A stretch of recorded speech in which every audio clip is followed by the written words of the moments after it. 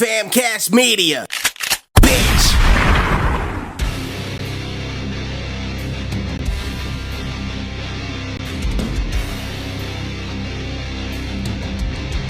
Ladies and gentlemen, boys and girls, persons of all ages, welcome to the most exclusive group in the wrestling community.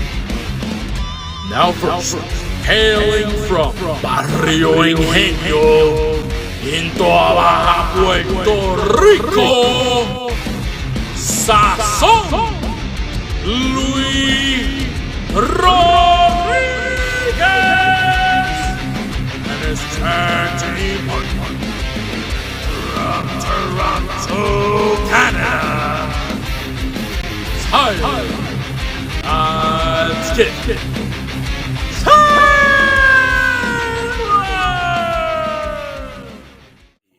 I love him though. You I wasn't expecting it. I don't know why. Well, that's the way it works. I was like, Lewis, there's like an entity underneath you. Oh yeah. Well, he is the best Joker. Me and Arthur have an argument all the time about who the better Joker is, whether it's Heath or Joaquin Phoenix. So, yeah. Well, guys, welcome to Must Love Wrestling. We have a pretty fun show for you. If you guys are listeners of our podcast, we typically talk about our allegiances, Bret versus Shawn. And Tyler had this phenomenal idea this week that since I'm the bigger Bret fan and he's the bigger Shawn fan, what we would do is I would give you my favorite Shawn Michaels matches and he would give you his favorite Bret Hart matches. So we're pretty excited with that, but we'll jump on that after intermission. So what do you think, Tyler? How'd you like wrestling this week? I suppose I could lie and say I watched a lot of it, but honestly, all I've watched was the last hour of Raw. It's a good hour though. That was a good main event. It was a good hour. I love the Priest versus Seth match. I love the callback to Scott Hall on his sites for Priest with the black oozing kind of thing like the NWO had. Well, he actually got the okay from the outsiders for that. He contacted Scott Hall and Kevin Nash before Scott Hall passed and asked if he can pay homage to them. And Kevin Nash loves it. He every time Damian Priest does that, he's a real big fan of it. So a lot of people think he's just a Hall fan, but he actually is a fan of both of the outsiders. He loves them both. That's his favorite tag team. Yeah, I had heard that a couple weeks back. Yeah.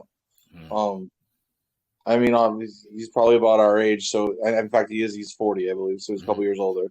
Yeah. So that would have been during his, formative years as well. How about that? Guys our age are now starting to really shine in WWE. It almost seems like they're kind of employing this we want veteran presence as opposed to young guys coming in. You know what I mean? Because Cody's in his late 30s. Damian Priest is getting a lot of shine in the main event. And LA Knight is the odds-on favorite to win the Money in the Bank. It seems like they're trying to build young stars, but what they're focusing on is keeping their mid-30s to mid-40s. That's the range of the people that we're going to see in the top of the show. Right, and that's when WCW was at its most successful, that's what they had. Mm-hmm. Because I remember I had a friend who's I don't want to watch that. It's all old guys. They're all over 40. Yeah. But those guys are just great workers. Seth is, so we're both 38. Yeah. Seth is, I believe, 37. Mm-hmm. I think LA Knight is 40. I believe Priest is 40. Balor is 41. Yeah. So all those guys right now that are towards the top of the card. I think AJ Styles is 45 or 46. Wow. Crazy to think about because he doesn't look it. No, and he definitely doesn't work. Well, I mean, honestly, we don't know. We don't know if he's working that age or not. I just know he works like he's younger than us. Right. Edge is late 40s but does look it. Yeah, but he can still work, but his face is age. changed tremendously. But it's very strange to me how the time off for Edge has actually made him work like early Edge, like Brood Edge, because he does more like high profile moves. Like a lot of the things, like remember the match he had on Raw with Austin Theory, and he goes to give him like to kick him backwards, and he lands on his feet. That's like you think you know me Edge, like early Edge that used to do stuff like that. You know, maybe it's easier on his body. I don't know. Maybe. I mean, I just want more Edge, so give me more. Work a hard style for a while. Yeah, he's been. I haven't seen him for a couple months. Well, he's filming Percy Jackson for Disney Plus right now. He's playing Hades, so that's a pretty big series. And they're actually going to follow the books this time instead of just doing like the movie they did with Logan Lerman and just kind of rush. They're actually going to follow everything. I only know about Percy Jackson because Arthur's really into books and he likes Harry Potter and Percy Jackson, and he's read all the Harry Potter books, and now he's on like the third Percy Jackson book. So when do we start Goosebumps? Oh, he's read everything that the public library here has. He loves Goosebumps, loves it. Okay. The only one he found scary is the one with the garden gnomes. I could see that. Yeah, everything else, the dummy, nope, he didn't find it scary. Werewolves, nope, he's fine with everything. It's just the gnomes for some reason he thought they were weird. Well, yeah, there was a werewolf one that freaked me out when I was like 11, but yeah. Now I want to go read them. Yeah. Yeah, they're good. They're fast reads. So, I'm sure I have some of them packed away in this closet here to my left. But yeah, but yeah. So if we're gonna start on Monday Night Raw instead of just talking about it, we actually wanted to just talk about like what we're seeing with the Judgment Day, and if we like where the story's going with Seth Rollins. So I guess we'll start with Damian Priest. Did you kind of get like he might be the actual choice? He might be the guy leaving the group. I don't know if I can see him leaving the group because like Rhea came out and she had his shirt on, and I mean Dom mentioned him. I still think it's probably Finn that leaves, but I like before we thought like they're gonna kick him out and he's gonna be a heel or a babyface, but like he's seeming a lot more heelish. Yeah, way more heelish lately, and it does seem like. So maybe Priest is the one to leave because there's no way Dom can be a babyface. No, it would take a lot. And I think the whole Dom, like, his story is just too good right now. It's just going to continue this way for a long time.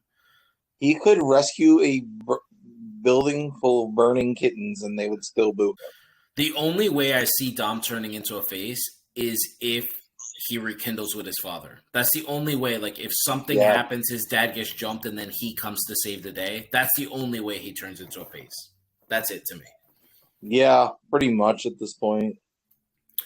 But I did like the looks that, like, Finn gave, like, Damian when Damian was saying he could do everything by himself. And I sent Tyler the screenshot of Rhea's tweet because WWE tweeted that.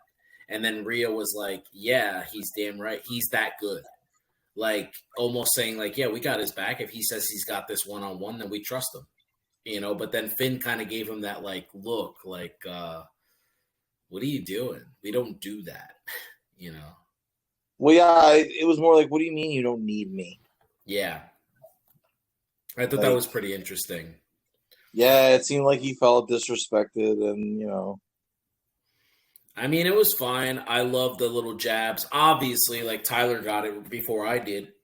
Monday, he kind of texted me. He's like, are we looking at a Seth versus Finn story? Because Seth took some unnecessary shots on Finn. So I thought that was and I saw cool. someone saying that he got eaten up on the mic, and I was just like, no, it's a story, bro.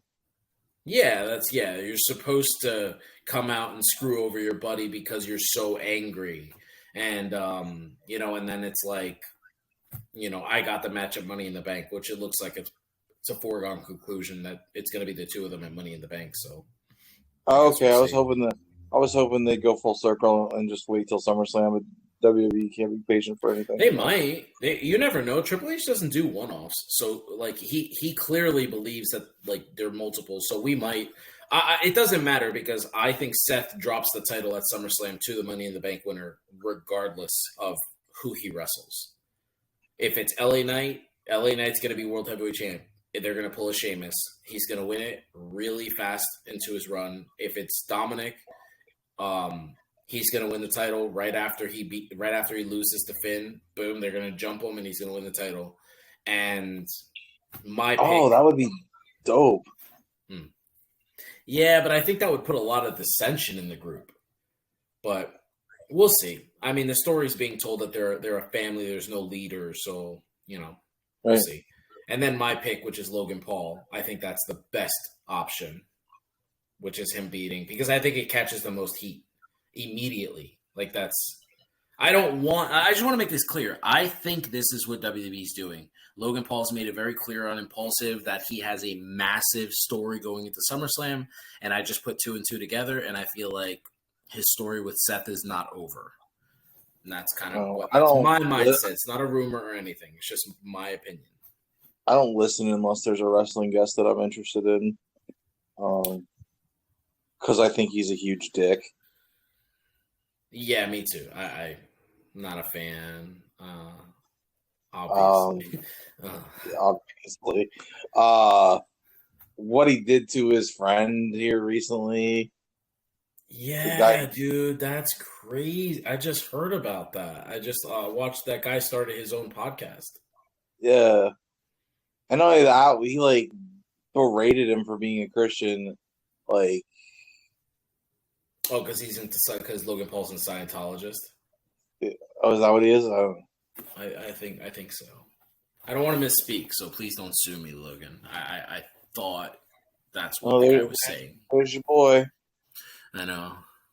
Really? We did Lights Out for that, though? Really? Yeah, of course, because he's the man. No. Hey, there's a Puerto Rican Samoan in that group right there. He needs to join Sting so we can Toa. Yeah, I love him. I think he's good. I've been watching a lot of his stuff. I followed him on Instagram and stuff. Started watching some of his indie stuff. I didn't realize that we had Samoans, so I was like, "Oh, I want to see this." Oh, so he's actually Samoan. He's not like Tama Tonga, where. No, he could be. He could be like both. Honestly, were you trying to tell me he was Samoan? Like, bro, he's from Tonga. Yeah, that's funny. I remember when I did that. That was my fault. Here, Toa Leona. He can't join the borderline. He's from Tonga. Yeah. No, he's Samoan. Yeah, he's trained by Rikishi. He's Samoan and Puerto Rican, which is such a weird thing. But yeah, Leona is of Samoan and Puerto Rican descent, and then he has both of the flags on his tights too.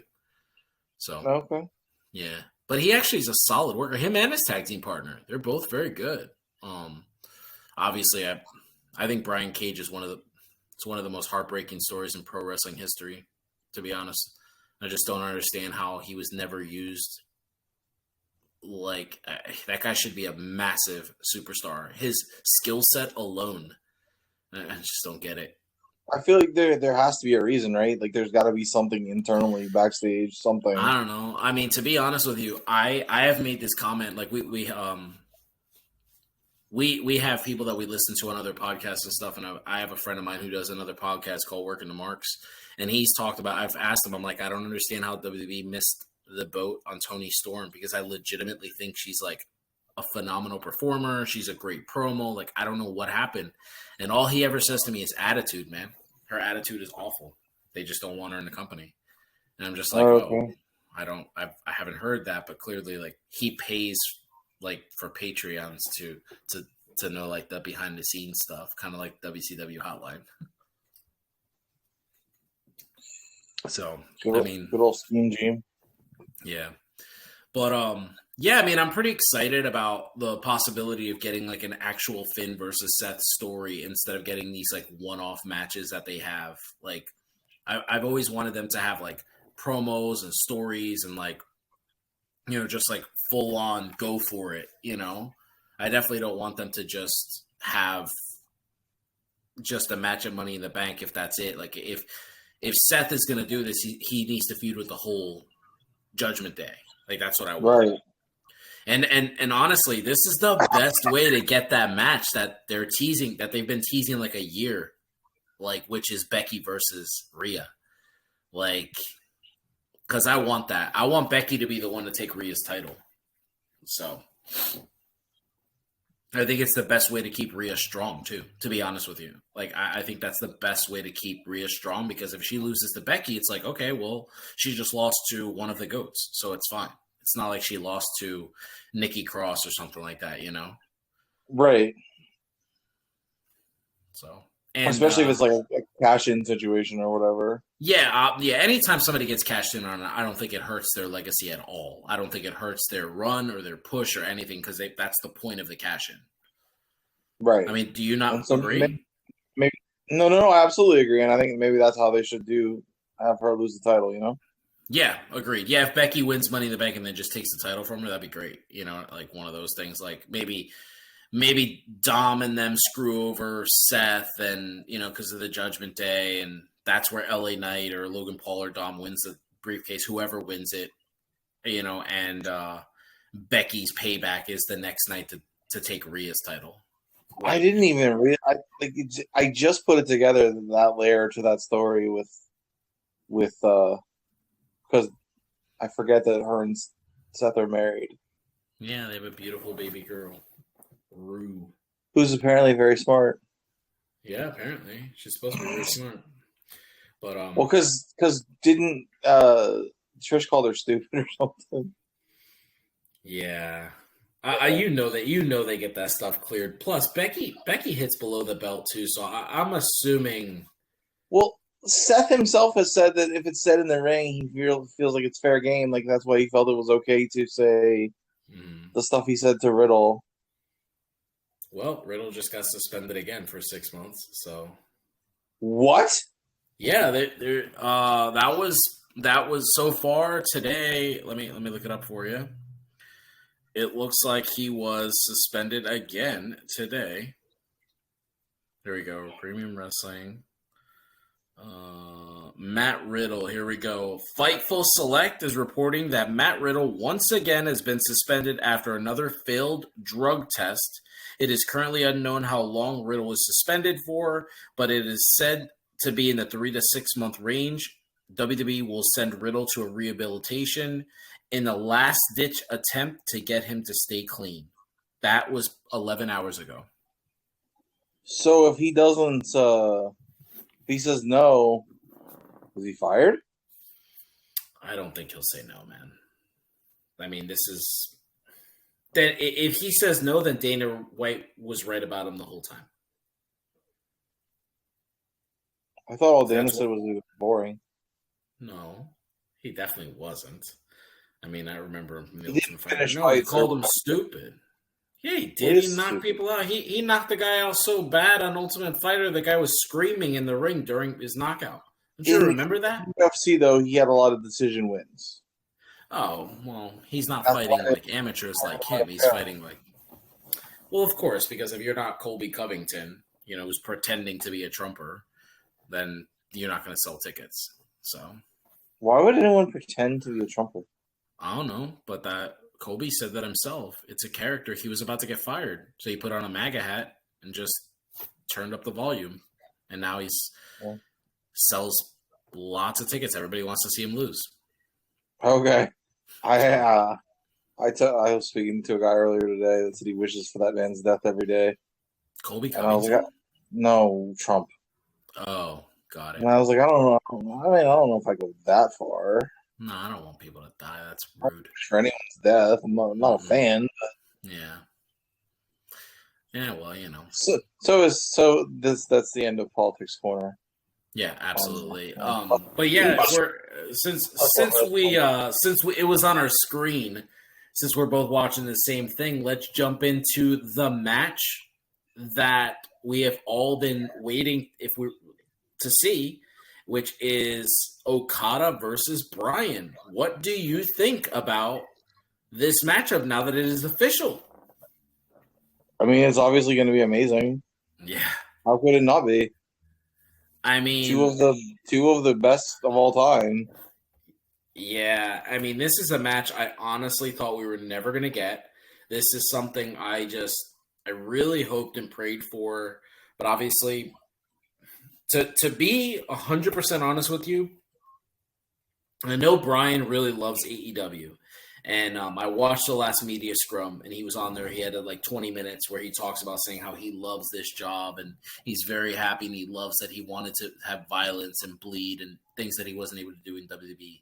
But I think this is the match he wanted the whole time. I think he wanted to work Okada to see, like, you know, I think he thinks that he could put on a better match with Okada than Kenny did. And I don't know if that's a tall task, but you know, I wouldn't be surprised if they're on the same level. So yeah, it's hard to say. It's hard to say that he can't, because I mean, he's top 5 for me. He's top 5 all time, and Okada's obviously right in that general vicinity. So like, yeah, that's the thing. From a pure great perspective. I mean, to be quite honest with you, Okada is one of those guys that's universally known as like a top wrestler. And he's not an American wrestler. He doesn't wrestle over here. Like, he's just one of those guys that people will go out of their way to watch his matches. Like, oh, Okada's wrestling Kenny Omega. Okay, we're going to watch that. Oh, Okada's wrestling like, Tanahashi? Okay, well, I'm not going to watch all Tanahashi stuff, but I'll watch him if he's wrestling Okada, kind of like, or his matches with Naito. Like, MJF made a comment on the last scrum where he says every time he wrestles, he puts on like a banger, like a legendary match. That's what he said. I feel that way about Okada. Every time Okada wrestles, you can say it's like a top match in Japan that you've ever seen. He's that good. Yeah, for sure. I see we have the same feelings about Tanahashi. You're not a big fan? Not at all. Because he's like the Japanese John Cena? I guess. He's just boring to me. Yeah, I love Naito. Yes. I think he's great. And Naito's great. Just the attitude that he just doesn't give a shit. Yeah. Yeah. I mean, I love Shibata. Shibata's one of those guys. Like, I love him so much. And there's something about like wounded puppies that I really love, because I love Edge. He was forced to retire. Love Bryan. He was forced to retire. Love Shibata. He was forced to retire. Like, I don't know. There's just something about these guys. Paige or Saraya, whatever you want to call her. Saraya. We'll just call her Saraya. We don't want to. Hopefully she'll come on the podcast one day. So yeah, I definitely agree. I wanted to ask you a question. Brian made a comment in the media scrum last week, and I know we both have similar feelings about this specific wrestler, but he had lots of nice comments about Wheeler Yuta, saying that if we're not watching his progression, if we're not noticing his progression, that we don't pay attention to wrestling the way we should. And I was just curious, do you feel like, since he's joined the BCC, that he has made like an improvement? As a character, yes. I think I told you about the ROH show that I was at, where he cut a couple of promos. It just made him seem like such a little prick. Yeah, yeah. And like before he didn't have that personality. Like, it just wasn't there. So from that perspective, yeah. I mean, he always was a good wrestler. And again, I guess I notice more when I'm watching live, like when I'm there. Like, the match I saw him have with Timothy Thatcher was... Yeah. Thatcher is really good, too. So, like, yeah, that's... The story they told, though, like, in the pure division, they only have the 3 rope breaks, and then the ropes are in play. So he used up his rope breaks and then tapped him out in the ropes. Oh, I like that. That's pretty cool. And, the close ref isn't looking, and he does a lot of little things right. I guess I agree. I'm not a big fan. I'm not a big fan of the BCC in general. They just what they've been doing lately, at least as a style, just isn't my thing. You're so weird. I don't like blood. You like Mick Foley. He didn't have that much blood. He got thrown off of a roof. I don't understand. He didn't get thrown. He jumped. He got thrown. He was thrown off the cell. I thought you meant the roof that he jumped off of in his video. Oh, the elbow drop. Yeah, that was Dude Love. What? That was Dude Love that did that. Yes, I remember that. Yeah. I think they might be the same guy. Yeah, they might be. Yeah, he's got four faces, so it's one of those. But well, speaking of that, I wanted to give you some kudos because Brian has forced me to ruin my YouTube and make me go back and watch a lot of Garcia film. Brian actually said something very interesting about Garcia, and I don't know what it is about the kid. Maybe I just don't genuinely like him. Maybe there's just something about him that doesn't rub me the right way. But he said that what he loves about specifically Daniel Garcia is the fact that he does all the little things right. And he can do all the big things. Like he can jump off the top rope. He could do like a 450, but he doesn't need to get his match across. So then I went back and I watched a couple of his matches and I realized, you know what? That's exactly what this kid does. He's just maximizing what he's really good at. And then he slowly adds to his matches. So he's still not quite my cup of tea, but I wanted to be more informed. But I wanted to give you kudos because you're actually a fan of his. Yeah, I'm a fan of his work. I can see what might rub you the wrong way. He's a cocky guy. Mm-hmm. I don't know if you've listened to him on any of the podcasts he's been on, like with Jericho. No. He definitely doesn't lack for self-confidence. Which typically is fine because I like Mercedes and she thinks she's the GOAT. Well, yeah, but I think that's character. Oh, I legitimately believe that she thinks she's the greatest female wrestler of all time. I still like her. Okay. You didn't for a very long time. No, I've made it very clear. I've said that on TikTok. I've said it. I think I've said it on here. Like after that triple threat match at WrestleMania, I feel like they just kind of washed her character. Like she would win the world title on a Raw. She'd lose every single pay-per-view she was in. It was just so weird. I don't get it. And then every time we heard headlines about her, it was about her having a mental breakdown. And I was like, I don't know if this is relevant to her story. I don't know. I don't want to know. I get it. She's having issues. Then you're supposed to support her. You support drug addicts. Why can't you support her for mental health? I was just done with her. You know what I mean? Okay. Yeah, I think a lot of that had to do with establishing Charlotte as the GOAT of the division. She's sort of, wow, you're not gonna like this. She's sort of the division's Hulk Hogan. She has to win on pay-per-view. Charlotte must win. Charlotte must pose. Hogan must pose. I mean, that's fine. I'm not going to sit here and say Hogan was a terrible wrestler. He's just a terrible human. Right, but I'm saying that's what they're building her up to be is that level of she's their main attraction, whether we tell the world whether the world tells them we're sick of it or not. Who says they're sick of Charlotte? Lots of people have been sick of Charlotte. I've never heard it. Just that idiot JD from New York. That's it. That's so funny that you should say that.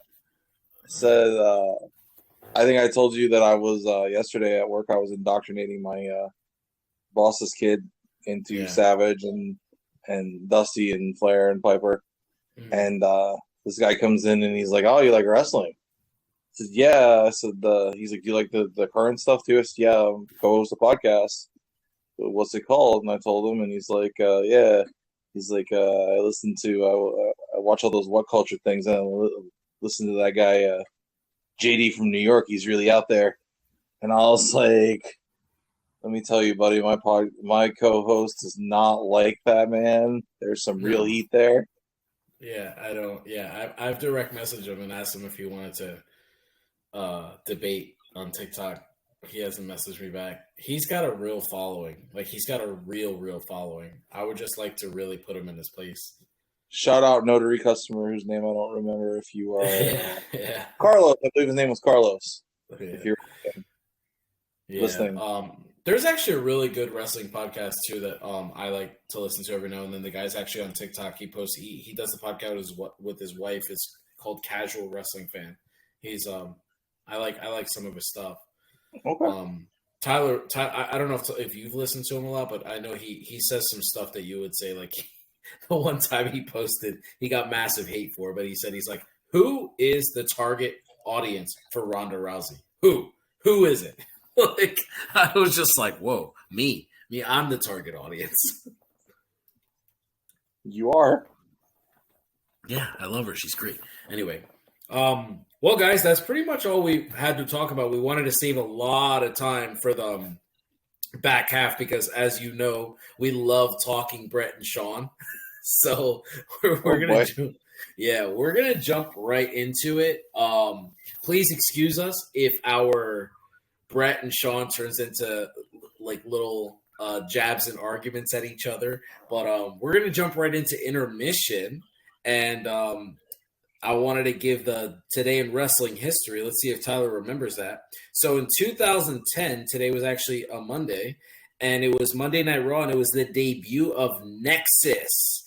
Nexus was led by Wade Barrett, and they stormed the ring during the match of John Cena and CM Punk and attacked everything in their path. They left a trail of destruction, taking out wrestlers, announcers, and even an innocent bystander, and an unforgettable display of power and dominance. A side note, I had to put this in here. Daniel Bryan, one of the attackers, choked out a ring announcer, Justin Roberts, and was fired by WWE because it wasn't PG, because he choked him with his necktie, but then he was hired 2 months later. So, yeah. What about you, Tyler? Do you have a wrestling quote, or do you want me to give you my trivia question first? I'll go ahead with my quote. I'm going to disappear here for a minute because it's actually Lewis brought out a great wrestling promo last week. I don't know how great this is, but it's one that I wrote myself. So I'm gonna cut it for you. There we go. So you can all still hear me, but I don't think you can see me. There you go. Is that correct? Yep. I can hear you, can't see you. Okay. Let's see here.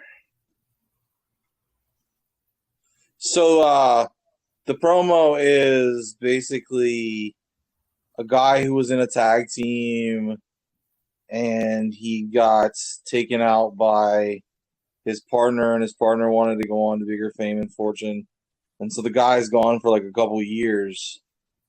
And the partner, when he returns, the partner's a world champion.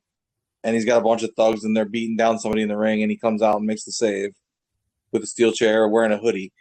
And then he lets the hoodie down, and the champ's on the ring apron. Just picture someone sitting there, like almost like they're about to crab walk, like they got their arms behind them, and they're like kind of just stuck there, like they don't know what to do. Yeah. And I'll go from there. You look like you've seen a ghost. I must be the last person you thought you'd see. You thought my career was over. You thought I'd just lay at home and die. And for a long time, I was content to. Then I turned on my TV and saw you doing the same things you did to me, and I just couldn't let it go. I don't blame you for thinking that you never have to pay for those sins. But I couldn't just sit there and live the rest of my life knowing that you're doing the same thing to me, to everyone else that you did to me. In order to save myself, I've got to save everyone else that you've tried to destroy. Now, some of you are sitting out there wondering, who is this guy and what is he talking about? So I suppose it's time for a little history lesson. My name is Garrett Moon, and 3 years ago, before he was your esteemed champion, he was my tag team partner. We were closer than that, weren't we? We were like brothers. I spent Christmas with your family. Your son calls me Uncle Moon, for goodness sakes. But you threw all that away. And for what?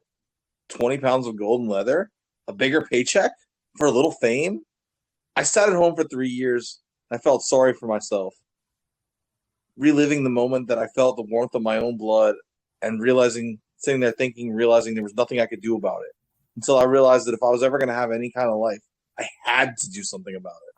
So I'm here now, straight out of your worst nightmare to end this reign of terror. To be honest with you, I don't even care about that belt, but it means the world to you. So I'm going to take it from you anyway, just like you took everything from me. See you soon. Drops mic. Nice. That's a great promo. Yeah, I think I sent it to you before, but yeah, I was like picturing it. Something different. I was picturing it like as it was happening. I was picturing Garrett Moon. That's a great. You should copyright that. That's a great wrestling. So funny story. I actually had a different name in there at one point, but today at work we had a like a regional rep in, and I don't have a name tag, and there was an old one there, and it said Garrett Moon, and I dug the names, I just threw it in there. Oh, okay. I like it. That's cool. No, that's a cool name. I like it. Any idea who that promo might be about? Was it about a wrestler, or was it about like an actual like person? Well, it's somebody in this room, and it's not me. Is that promo about me? I was mad at you at one point. You stood me up. Oh, is that when you cut that promo? I'm so pissed.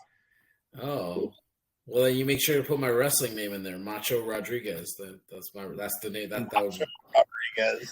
Yeah, because my grandmother used to call me Macho. She used to be like, "Mira, Macho, ven acá, ven acá." So I was like, "Oh, well, you know what? Nobody actually says that's their first name. It was always Macho Man Randy Savage, right?" But I always thought to myself, I was like, "What if I was just like Macho was my first name?" And I was like, "I love my last name, so what if I just use like Macho Rodriguez?" And and then I figured if I ever got the WWE treatment and they gave me like the one name, the singular name, I was like, well, either I'd be okay with that, like either Rodriguez, because that could also be a first name, or Macho, but I don't think that would happen. So yeah. So I gotta tell the whole story because I don't want you to look bad. Mm-hmm. Lewis and I were supposed to meet for breakfast. He was down here, and he had to run. But he felt so bad that he couldn't even apologize because he just felt so bad about it. So he didn't even talk to me for like a week. And I was just like, "You son of a bitch!" It was a really rough time for me. I remember so this happened in February. It was my sister's wedding, and I had told Tyler I was going down, and I was I forgot where I was, but I was like an hour away, and I would have had to drive. I would either have to drive out of the way or through where Tyler was going to be. And my intention was to leave at 6 a.m. and to meet Tyler for breakfast at this place. And I knew I had promised my ex-wife that I would get my son. It was the first time either one of us had taken our son out of state. And I had promised her I would get him to her that night. Yeah, I should have talked to her. Yeah. So I was like, and I was like, damn it. So I just I rushed, and I remember I yelled at my mom and everything. I was like, get out here, we gotta go. And she was taking forever, and I was like, oh my God. And I made it. I made it in one night. 13 and a half hours later, I was in Carlisle, Pennsylvania. I was here, and I was like, dang. How are you alive? I drove straight through the night, the week before too. I don't. Yeah, I but don't that's an easy 16-hour drive. Oh, I don't know. Arthur had to pee once. I pulled over. I have a Dodge Charger, Tyler. I was getting 5. Yeah, I don't even know when was the last time you came here, but no, I have a Dodge Charger, and it's a 2015, so it's a good one. It's not one of the. So yeah, just so Lewis doesn't look bad. it was a week before he felt like he could face me, and in that time I was just Yeah. stewing, and I wrote this. Yeah, I was totally in the wrong, guys. I just I didn't know how to do it, and I was driving, and Do what you had to do. as a matter of fact, I was so upset with myself that I couldn't even face him. I couldn't even like text him that day. Like he was texting me, he's like, "Are you gonna be here?" And then he's like, "All right, well, I'm gonna go." I was like, "Damn it!" Like, Yeah, because I could see that they're being read, and I'm just like, he just left me on red. yeah, I was so upset, but I went in and had a really good breakfast. yeah, I love breakfast food too. Like when I got out of UPS and I worked overnight, I used to go to this diner over here. And funny enough, the chef's name is actually Luis Rodriguez, which is really funny. And I would go there and I would get steak and eggs. And he's the only guy at any restaurant I've ever went to that's actually made my steak the way I like it. And the way I like my steak is rare. They call it blue steak. Like I want to cut into it and I want it to feel like just a little warm. I want it to feel like you just killed the cow, guys. You want to start cutting it and hear moo? Yes, that's how I love my steak. It's delicious. I'm a butcher for 21, like almost 21 years. Like it's a little bit different for me. I just prefer it that way. But as I say that, I want to ask Tyler my trivia question. So this is a Shawn Michaels trivia question. During the time of Shawn Michaels versus Stone Cold Steve Austin, there is a promo that Shawn Michaels cuts inside of a booth of a restaurant. He's cutting a promo talking to Stone Cold Steve Austin, and he calls himself 4 specific names, pretty much telling like Austin, like, you're stepping up to my league. And he calls himself 4 specific names. Do you know what those names are? Okay, I don't think I saw this promo, but would it be Showstopper? Yes. Main events. Yes. Yep. Icon. Yes. Mr. WrestleMania? No, he wasn't tasked with that yet. Not till his second run. I don't know if he just gave it to himself. You got 3 out of the 4. Everybody forgets this. I knew you were going to get those 3. No, but it does start with an H. That's my last hint.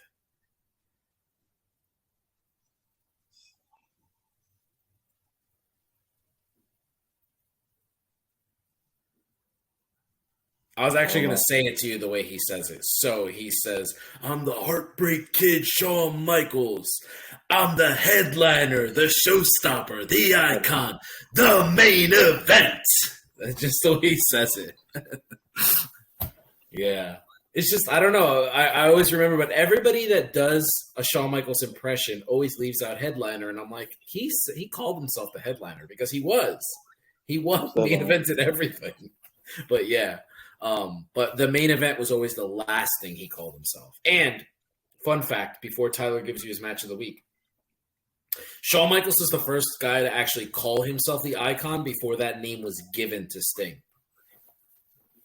So before Piper and Hogan argued over it? Yeah, he called himself it. Like he said, I'm the Icon. Like those names were given to those guys. But now Sting is kind of known as the Icon Sting. That's like what everybody calls him in his last couple of promotions and everything, especially AEW. But Shawn called himself the Icon. He wasn't lying. He is. Sure. Yep. So what's your match of the week? So my match of the week is also involved Shawn Michaels. It was one of the ones I thought you might pick, but you didn't. So it's from the second in your house. It's for the Intercontinental title. Shawn Michaels versus Double J Jeff Jarrett. Oh. I like the Jannetty matches better than those. Well, as a matter of fact, this week in wrestling history is a bonus.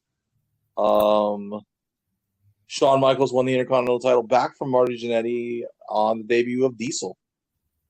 Oh, okay. We're both in agreement, though, that the match that Marty wins is the better of the 2 matches, right? For sure. Yeah, that was a classic Raw match. But yeah. Oh, it's just Diesel, whatever.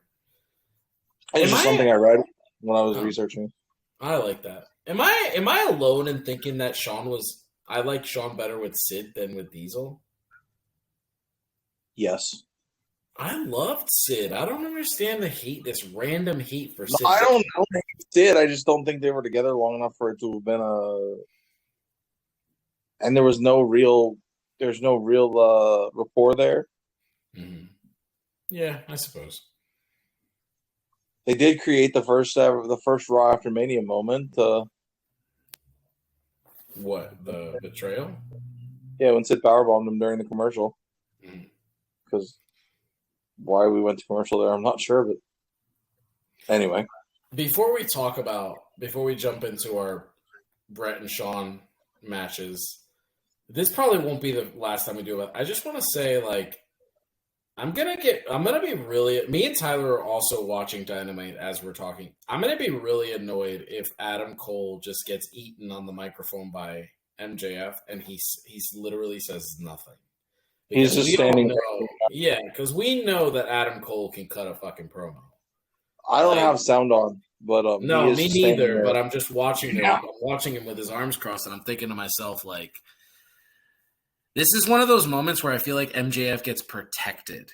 It's a real frustrating thing for me because I felt like Ricky Starks really took him to task on the mic. He called out a lot of his tropes that he didn't stop doing after that promo. It's kind of the only way he can get over. I have become an MJF fan, so I'm not turning my back on him here. But I just find it funny because I really want Adam Cole to, like, talk. Like, that's part of the reason that makes him special. You can't just have a guy who's a special talker sit there with his arms crossed. That's not good writing.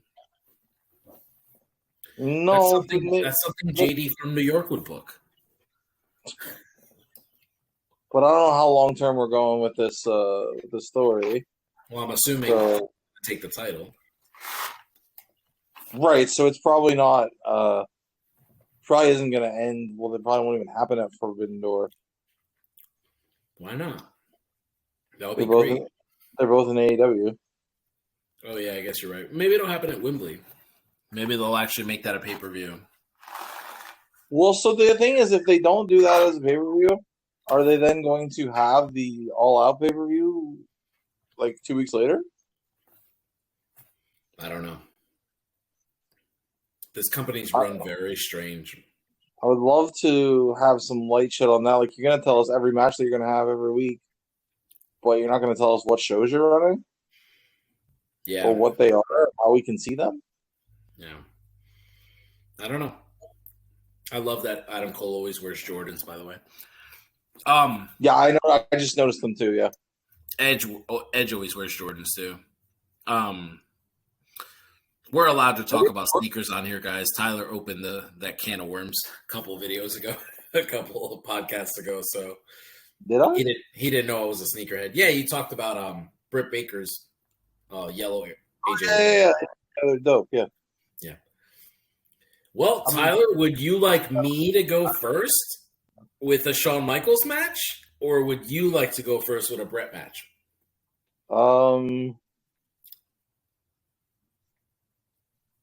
I'll start because mine's, I think, the oldest one, the first one. Okay, go for it. So my first match was Bret Hart versus Mr. Perfect for the Intercontinental title from SummerSlam in 1991. Mm-hmm. I think this is one of Bret's most underrated matches ever. Absolutely. Definitely not talked about enough. So good. It's like a passing of the torch at the top of the mid-card where Kurt thought he was going to have to retire because his back was so injured that and so he sold his ass off for this match. Then he really did, and Bret had so much respect for him that he let him get out of the sharpshooter once.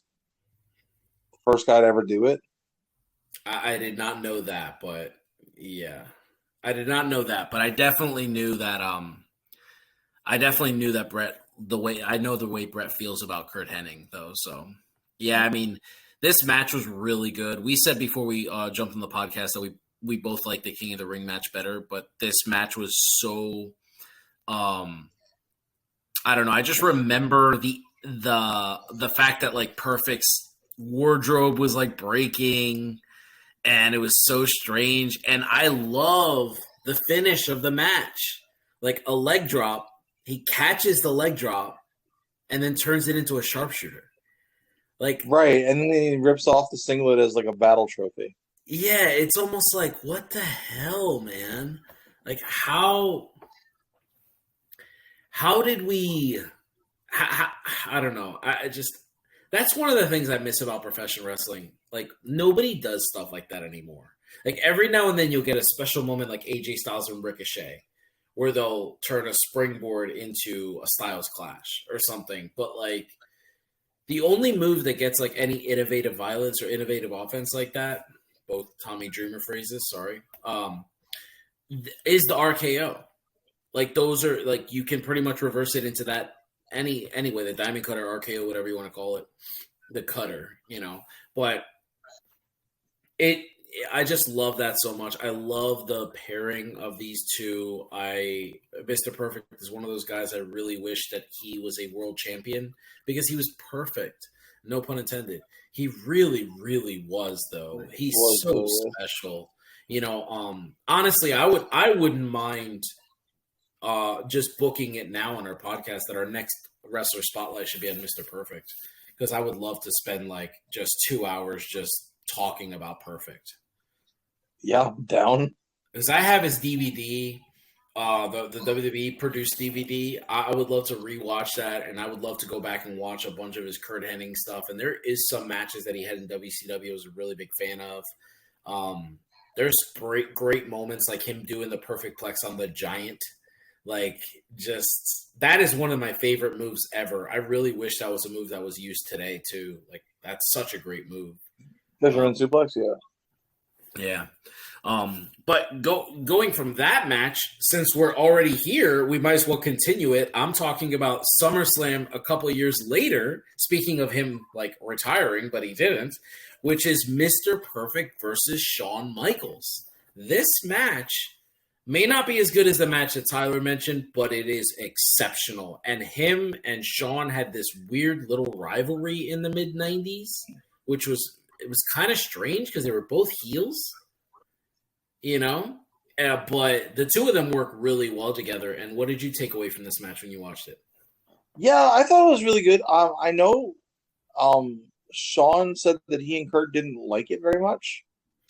Yeah, I liked it. They don't. I think it was the heel versus heel dynamic, maybe. Yeah. Mm-hmm. They said they really enjoyed the build, and then they just didn't feel like they stylistically clicked. I thought it was really good. So Meltzer used to do ratings back then too. People just think that he's like something new, but he's not. He's just an old guy trying to stay relevant. But he gave this match a 3-star rating. Mm-hmm. So I mean, but this SummerSlam also had it was so weird because of the finish, because Luger won with the bionic elbow or whatever you called it, the forearm, and then he counted out Yoko and he celebrated like he was the new world champion. It was just so strange. So this match kind of gets lost in the shuffle. Right. But I really enjoyed this match, but yeah, I mean, what's your next match? So my next match was the finals of the first King of the Ring pay-per-view. Mm-hmm. Not the first King of the Ring, first King of the Ring pay-per-view. It was Bret Hart versus Bam Bam Bigelow. Mm-hmm. Just and actually my last two matches are Bret versus Big Men. And just goes to show, I mean, he could work with anyone. That's just what his style was. So realistic. So that's why I didn't take the Perfect versus Bret match from the show, because I had this one. Yeah. Honestly, you could take all 3 matches from this show, and easily, because so the way this was booked, that I don't know if you've read this part yet or not, or if not, you will soon. They wanted him to win all 3 matches in different ways, but without using the sharpshooter. Yes, I was going to say that. So I believe this one is a victory roll, right? Yeah. Yeah. Yeah, it's awesome. I love it. Because I've seen it so many times, but I couldn't remember for sure. Yeah, so like when I was young, I didn't really have a WWF guy. For me, I didn't really have a guy where like he was like my WWF guy. I grew up a WCW fan and I was a big NWA fan because of guys like Flair and Sting and Ron Simmons, Steiner Brothers, guys like that. But my first like watching a pay-per-view like live, because I had seen a couple of WWF pay-per-views because I used to like rent them from video stores, but the first WWF pay-per-view I watched live on my Uncle Titty's stolen cable box was the King of the Ring that Bret Hart won, and I remember just falling absolutely in love with Bret Hart, like watching him in person. And I remember being angry at Jerry the King Lawler after this match, just so mad. I hated Jerry Lawler so much. Like I remember going to the theater years later to watch the Andy Kaufman movie Man on the Moon with Jim Carrey, and watching Jerry the King Lawler reprise his his own role, play himself in like the rehashing of like the Andy Kaufman stuff. And I remember being so mad at him all over again. Just like like real shoot. Like I was like, this motherfucker, my God. Yeah. Bam Bam Bigelow is so special. I don't want to take shine away from Bret because we're talking about Bret and Shawn right now, but Bam Bam is one of those guys that he was so unique, and to watch Bret work anybody was special, but there was something about this match that sticks out, and it's just like a very great moment in my childhood too. I'm definitely a fan of this match. I love it. I love that Bret had he won back-to-back King of the Rings. This was the first, obviously, like the pay-per-view one that's like Tyler mentioned. But yeah, I love the finish of this match. It's so great. Yeah, for my money, Bam Bam Bigelow is the best big man of all time. Agreed, 1,000%. I have no disagreements there. You'll never have me. I'll never argue against that. Bam Bam is the best. There's just watching him. I mean, there are wrestlers today that don't even wrestle his style, that don't look like him, and they like Drew McIntyre. He's one of the guys who says Bam Bam inspires him. Like he inspired him. Like that is just such a big deal. Where is Drew? Where the hell's my boy at? He's just like. Anyway, all right, go ahead. Well, I got a little fun fact. Where did Bam Bam Bigelow have his debut match? Oh, I don't know that. Studio 54. Oh, cool. Who was the manager of Studio 54 at the time? I know Mike Myers played him in the 54 movie, but I can't remember his real name. Oh, I doubt that he played this guy. Oh, who was it? Paul Heyman. Really? Yep. Paul Heyman was the manager of Studio 54, the club, the club. Dance. Yeah. Oh, wow. That's awesome. No, he didn't play Paul Heyman. No. Go find. There's a podcast with Heyman, Jericho, and Edge. It's a two-parter. You will absolutely love it. Oh, okay. It talks about Heyman, how he broke into the business, and the SmackDown 6, and how he, a whole bunch of stuff about ECW. You go find it. You'll love it. I definitely will. To put that down. It's from June of 14. Oh, okay. June. Okay, 2014. All right. Well, my next match is I'm going out of order because I want to talk about my last match last because it's my favorite Shawn Michaels match. But my next match is from 2005, and it is a street fight, and it is the Heartbreak Kid Shawn Michaels versus Edge. Now, I put this match on here because I love both of these guys. I'm a massive Edge head. Always have been, always will be. I even argued with Tyler about Edge and Finn Balor. That's how much I love Edge. So, I was working one night. Motherfucker called me Skip Bayless. I remember I had to go to the bathroom to yell at him. I was so mad. To hide my head. I was really mad. Yeah, I was very, very angry. He called me Skip Bayless. He can't even work with Shannon Sharp anymore. It's just terrible. Anyway, This match is really good, and they both they dressed for a street fight. They worked each other. They went through the crowd. It was really good, hard hitting. We didn't get a lot of like regular Shawn and Edge. It was just a great street fight, kind of like the Edge, just like Cena versus Eddie Guerrero. Like it was a classic street fight. We didn't get too much, too less, but it was really good. What did you think of this match? Yeah, man, this is just a super fun brawl. Yeah. And it's one of the few, like, I guess I didn't mind this blood so much. Mm-hmm. There's something about the like forks and shit that I just don't do it for me. But these guys, yeah, man, this is just really fun. And it seemed like they beat the shit out of each other. Yeah. I mean, that's a really underrated rivalry from early 05. Hell yeah. They had a really good match at the Rumble as well. Mm-hmm. This is on I believe it's on Edge's Decade of Decadence DVD. Oh, okay. It's the beginning of disc 2. Because I just watched it here a couple weeks ago. Oh, okay.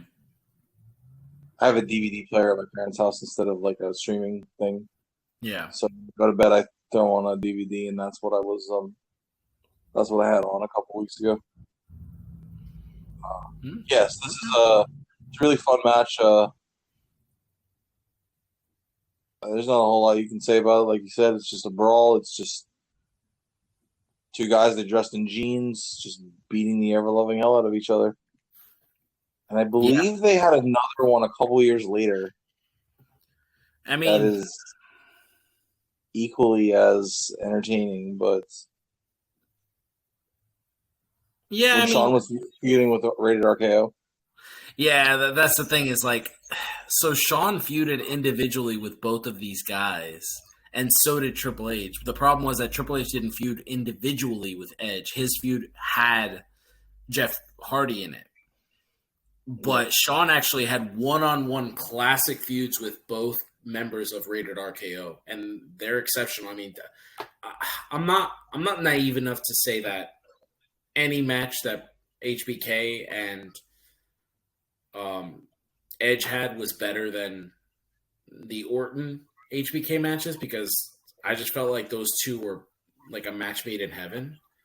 But they're exceptional matches, and to me, this one sticks out. I love heel Edge. I think he's one of the most conniving, worthless human beings you could ever encounter, and that's the thing. Like, to me, he's kind of like, yeah, he's the perfect heel. Like, that is just how I felt about him. I loved it. I loved his like quick turn to being a heel. Like, I don't know. Definitely a massive fan, and HBK in his second run was never going to be a heel. Never. He tried. It just didn't work. Well, a little bit. He tried to be a heel for Hogan. It didn't work. And he was kind of a heel for Bryan, but no, it didn't work. I mean, Montreal thought it was a heel.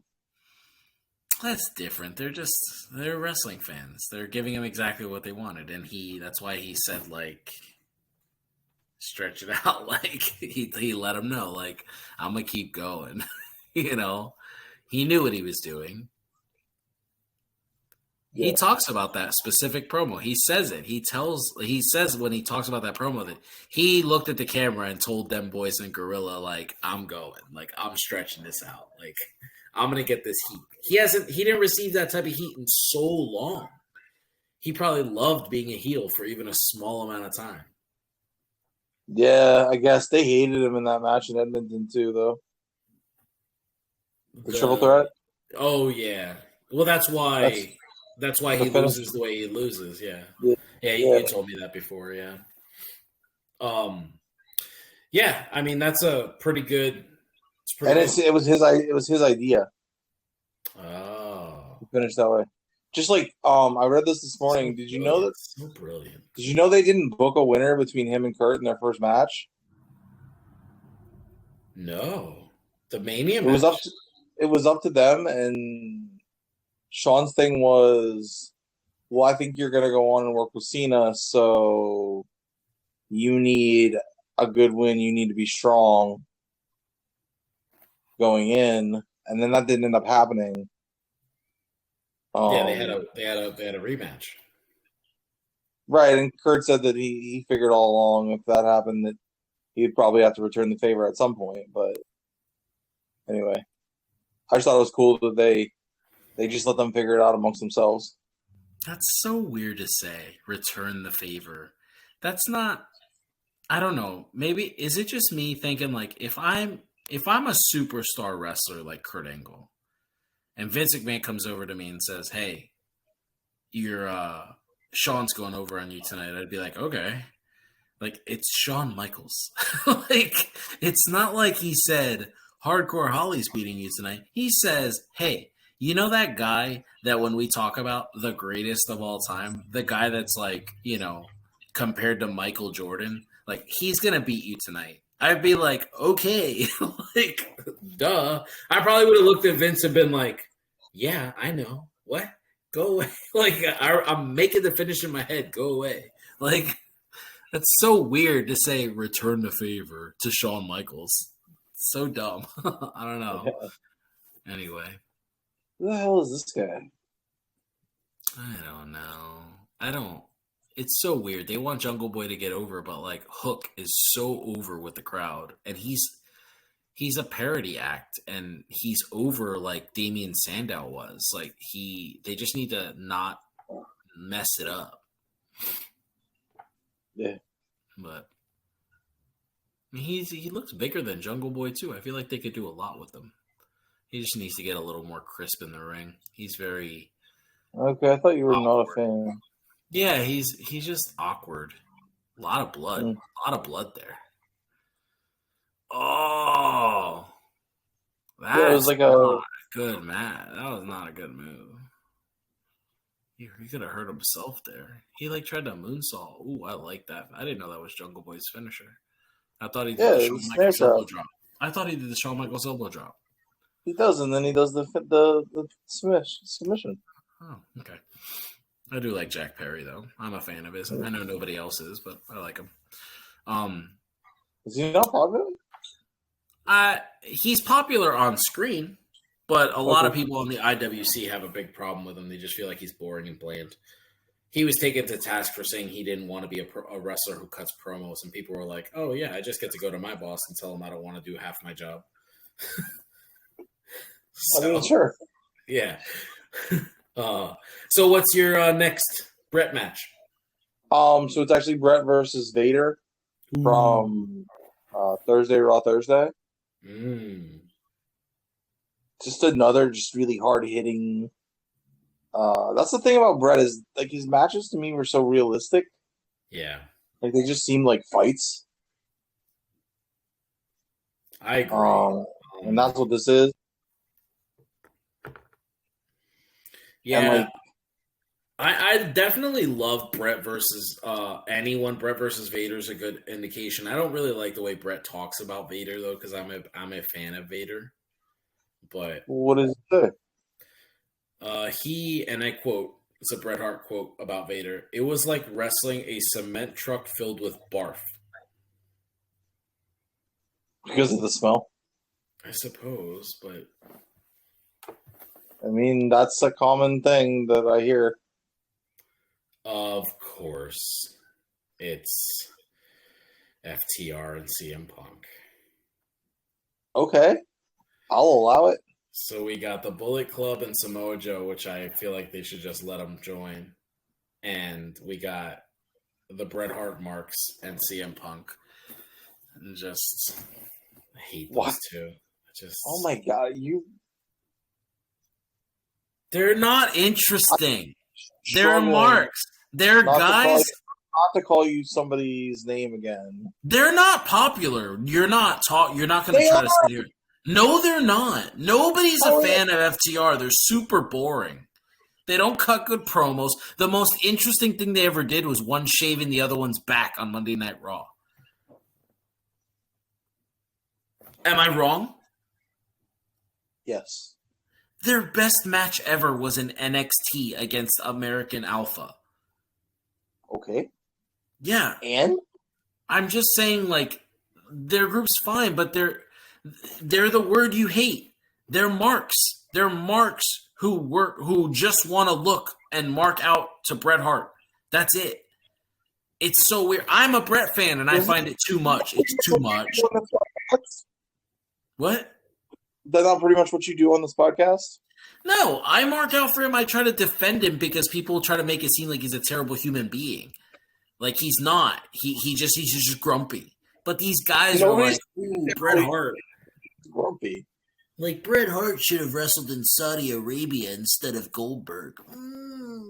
Shut up. Like, what? That's so silly. Just some of the things.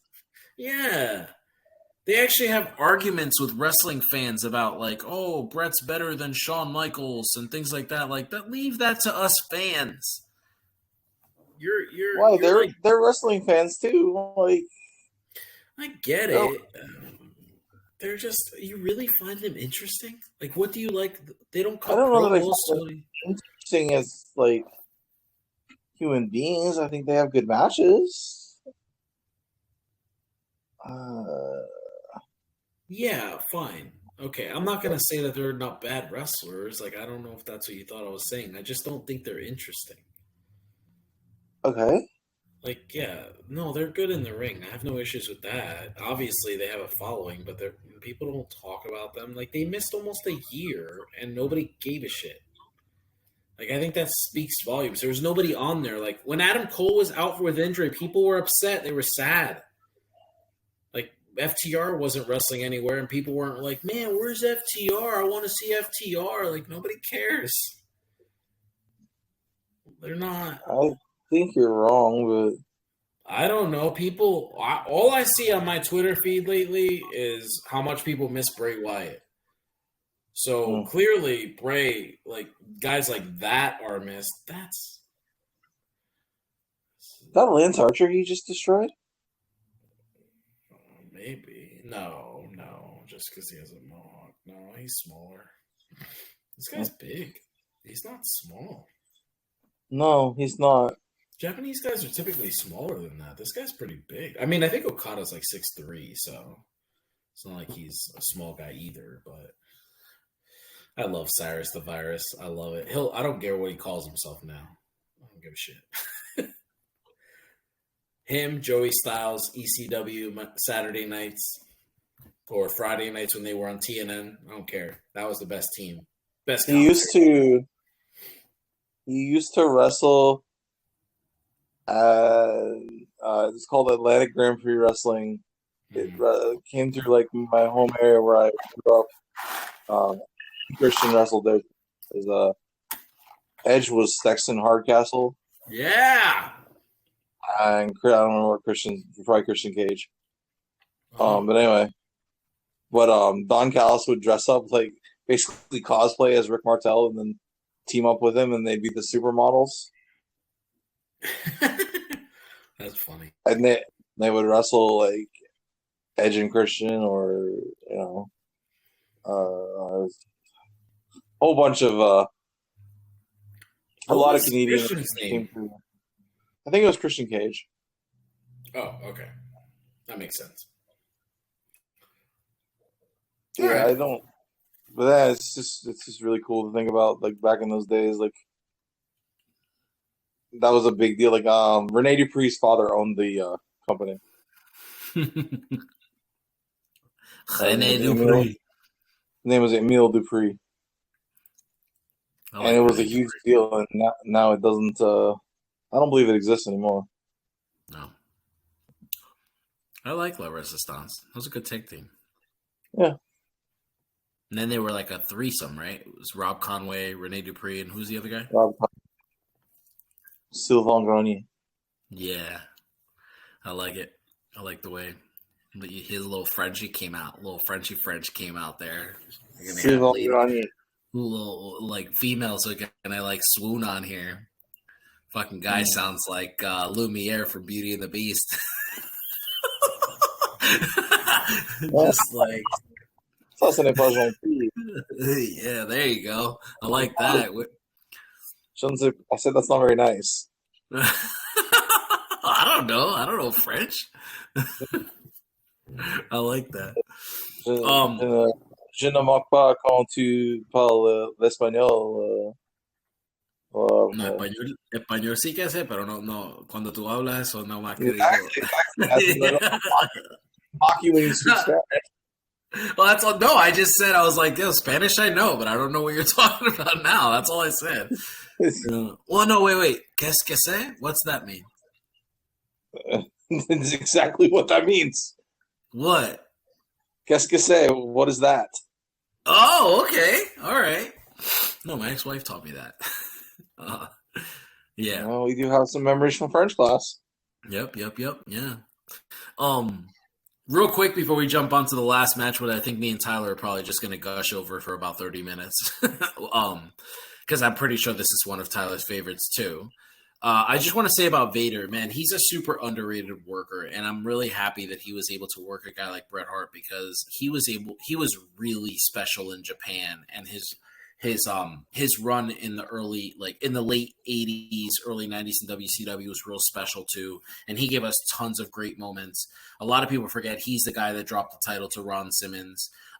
He had that beautiful feud with Ric Flair, the career versus title match, his feud with Sting. I mean, Vader's actually done it all. His matches in Japan, he was actually the guy who he squashed Antonio Inoki, who hadn't lost a match in 10 years or something, and it was Inoki's idea because of Vader being Vader. He was real special. WWF ruined him. So, is this the right moment for me to be a heel or not? I don't know. Sure, yeah, go ahead. He could have just worked lighter. Oh, yeah. Shawn Michaels is a pussy, that's why. I'm sorry, he's a Just little kitty cat. Just to that WWE style. Oh, my God. This is gonna. We actually have an argument on our podcast about this specific thing. Could have been a superstar. I think we have. Oh my God! I think we've argued about this specific thing more than one. Yeah. This is the worst. Yeah. I think Tyler just wants to rehash some arguments to get our actual visuals on here. That's what it is. But now we're gonna talk about him. What? Can't wait till the first time I roll my eyes at you. Oh, yeah. Yeah. I thought you kind of did there when you were defending FTR. I didn't even know you were a fan of them. I mean, I think they're good workers. I don't think they don't deserve the whatever hate that you were. I don't know. I just think they're boring. It's just weird. It's like the best friends, like on AEW. It's just like, that's kind of how I look at them. Yeah, there's Orange Cassidy, and he's clearly the face. But then there's the rest of them. It's okay, it's fine. Did you see? They're like the Ty Dillinger of tag teams. Go ahead. Exactly, they're fine. Yeah, they're fine. Did you see? I think it was Matt Hardy compared Orange Cassidy to Undertaker. Yeah, and then that was great. The way he moves and the way he works and the way he, and I'm like, he's not entirely wrong. It's so funny because the first thing when I saw that, right, the first thing I said to myself was, don't do it. Don't post a TikTok talking about how you think Orange Cassidy's a better wrestler than Undertaker. Because he is.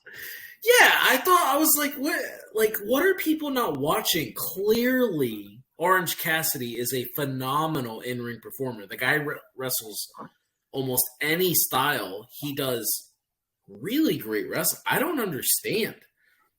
He's a great match every week on Dynamite. Agreed. I don't understand how he's not more over.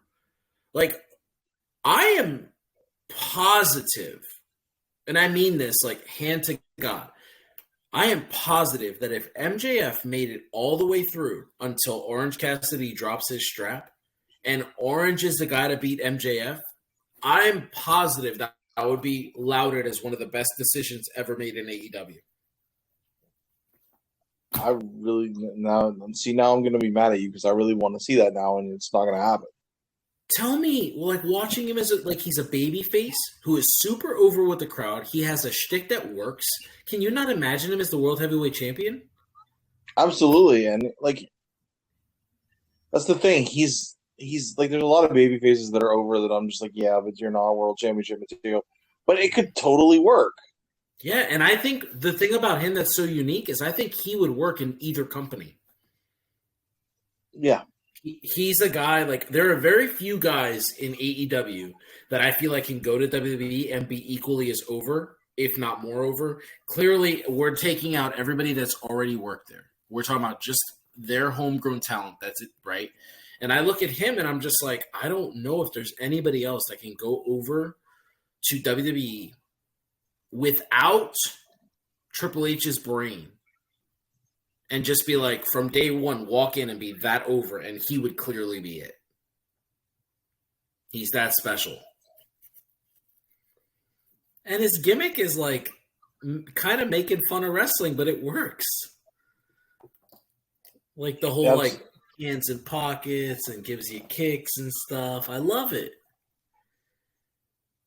And I just don't understand why, and I get that like a lot of what Cornette says is an act.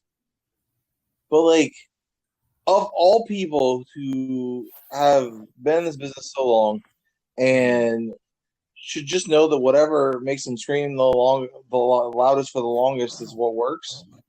Yeah. And he can't stand the guy. Like, to the point that he said if he ran AEW, he'd fire him. Yeah. He said what?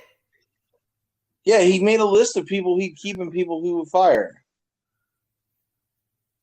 Are you serious? Why? Yeah, somebody asked him to. He's an idiot. Yeah.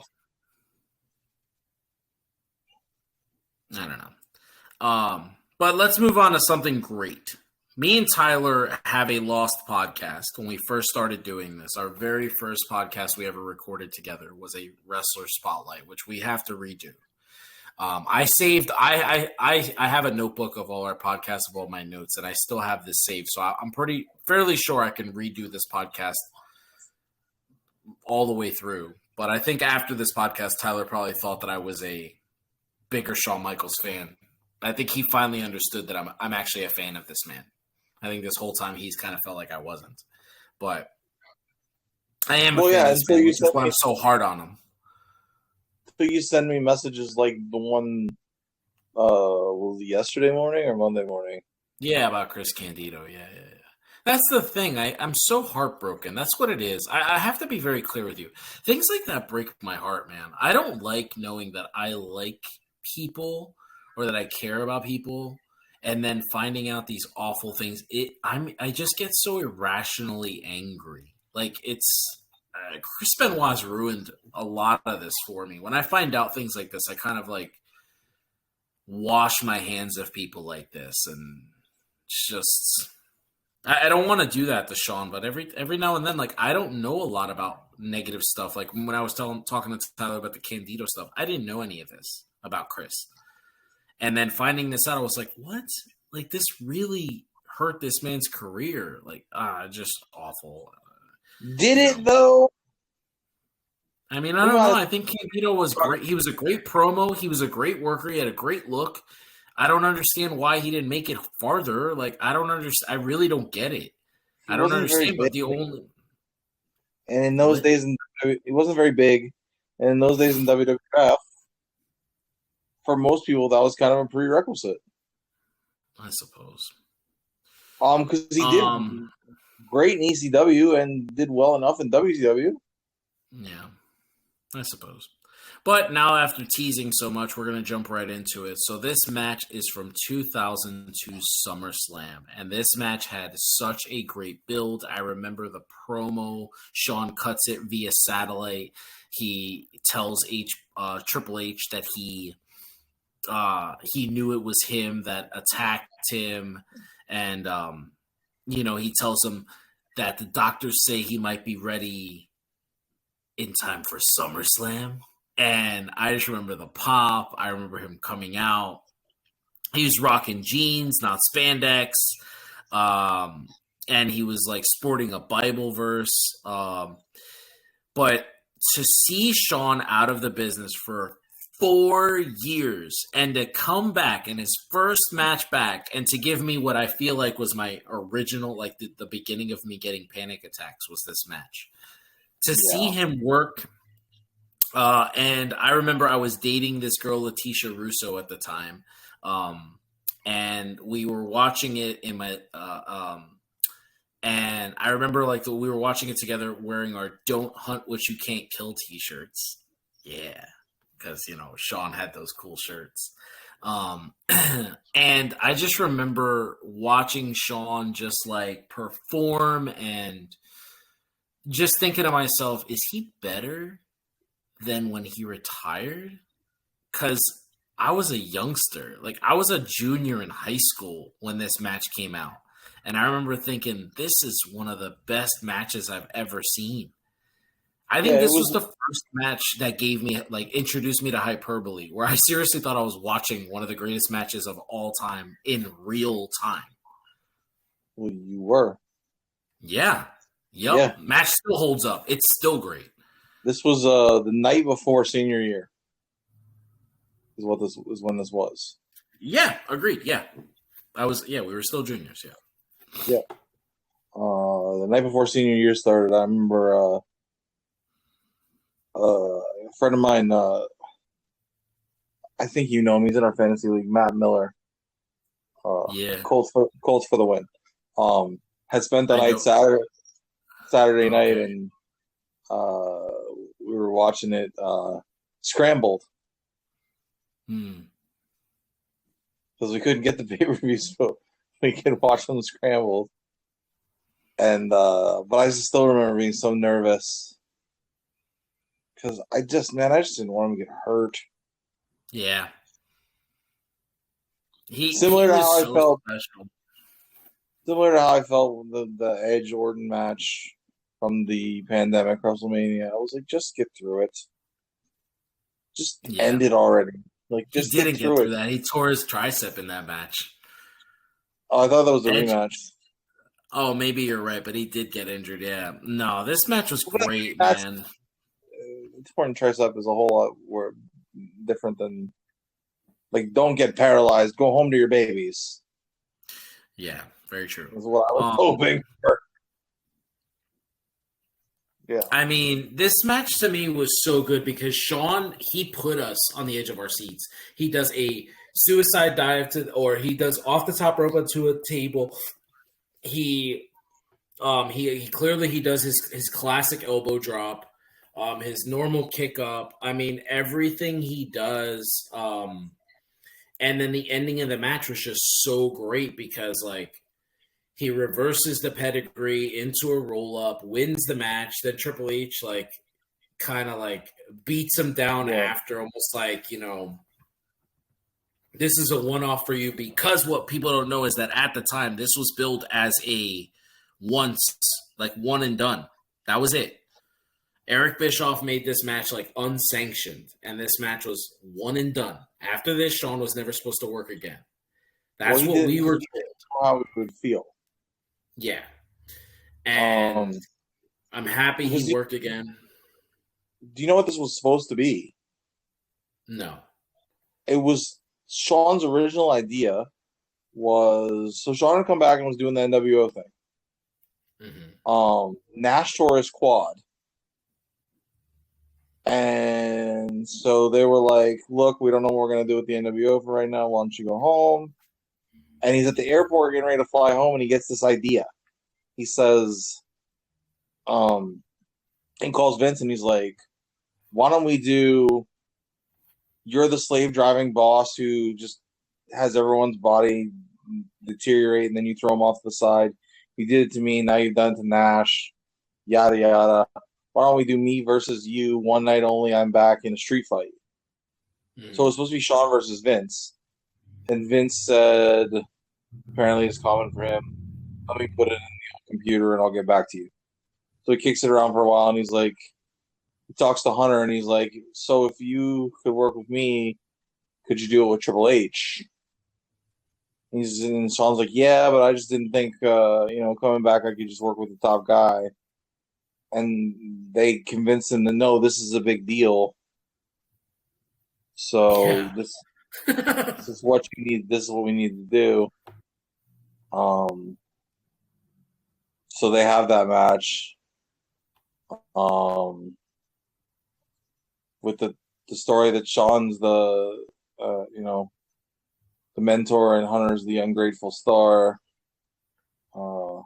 Apparently, what Shawn should have done after Triple H attacked him was wait till 4 a.m., get a rope covered in red paint, and But you don't get the Roy Kent reference. Oh, okay. Wait till 4 a.m. when statistically they're the least likely to defend themselves. Yeah, I mean, no, I'm glad we got what we got because I'm definitely never been a fan of the Vince matches.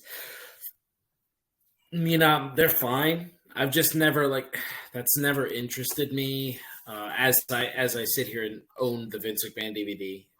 But I've just never been a huge fan of Vince working. I love the idea of Vince being the heel, on the outside and stopping people. Like when Austin comes back and helps Rocky beat Triple H for the title at Backlash. And Vince is just they keep beating up all the refs. The refs can't count the 3. I love that, But yeah, I guess, to me, this match was special. It is everything I love in professional wrestling. It's not the most technically sound match.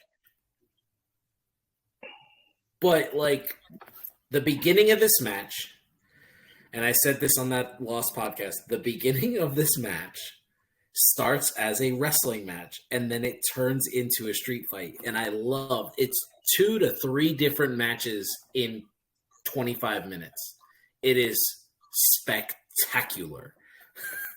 It is my all-time favorite Shawn Michaels match. Just nothing touches this match in terms of watching Shawn. To me, if you had to show me one match that proves that Shawn Michaels is the greatest of all time, this is the match I would show people.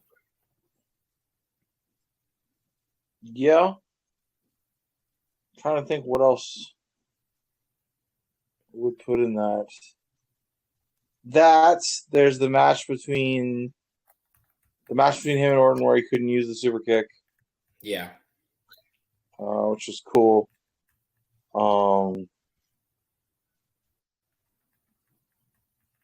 Yeah, I mean, it's special.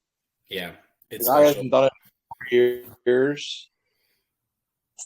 Arn Anderson, I told them before, so they go up to Stamford to practice the match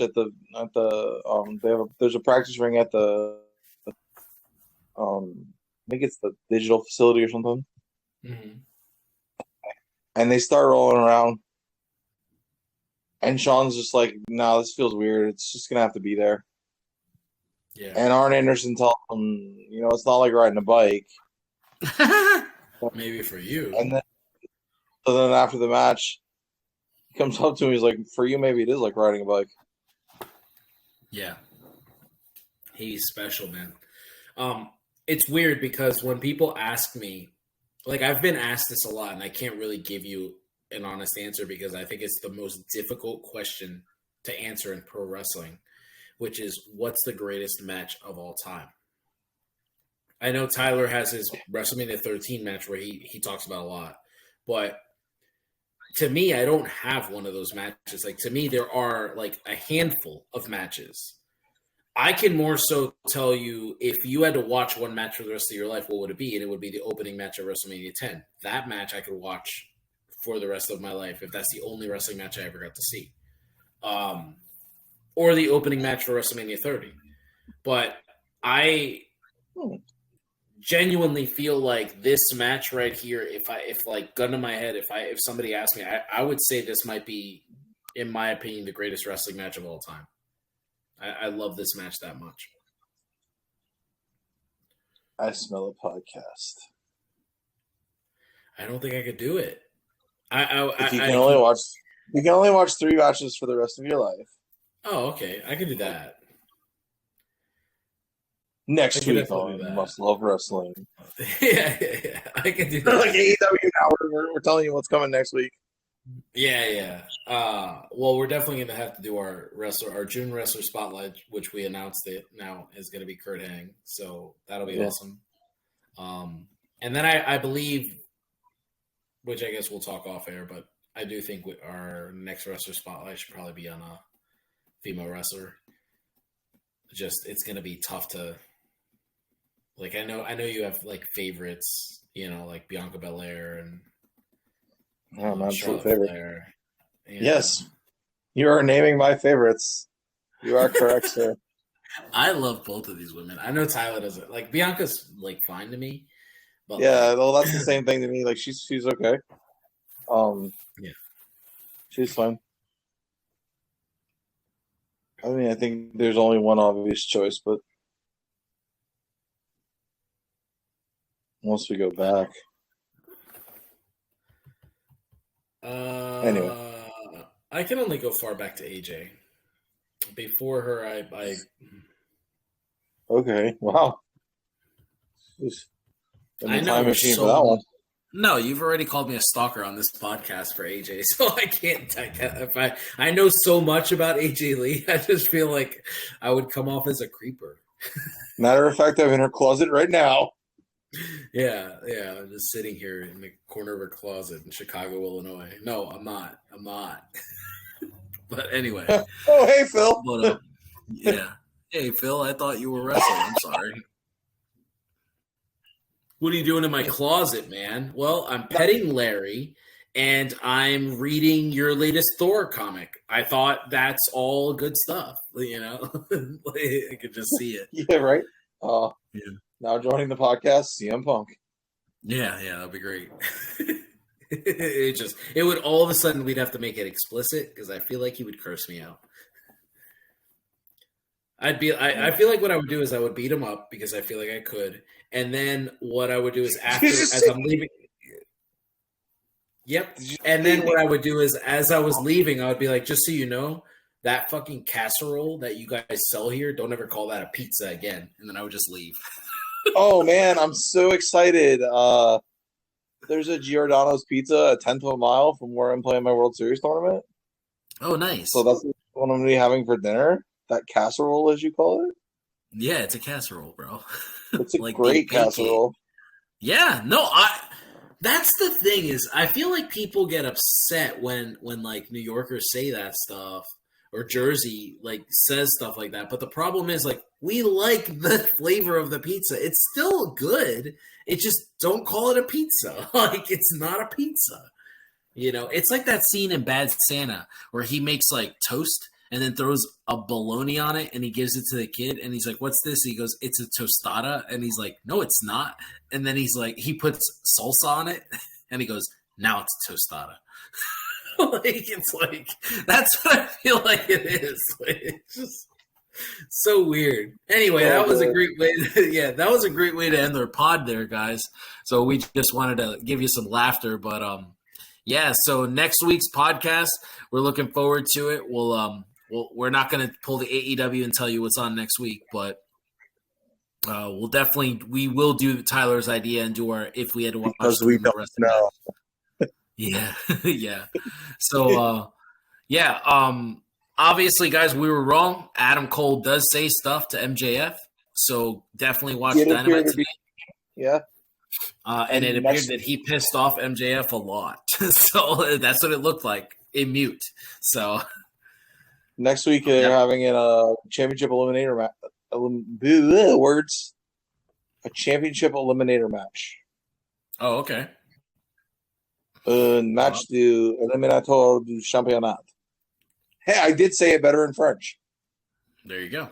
All All right, guys. Well, thank you so much for listening. And the podcast will be up and rolling on Friday. So if you're catching this on a Friday, then don't forget to watch SmackDown. If you watch it with us, then we'll review it for you next week.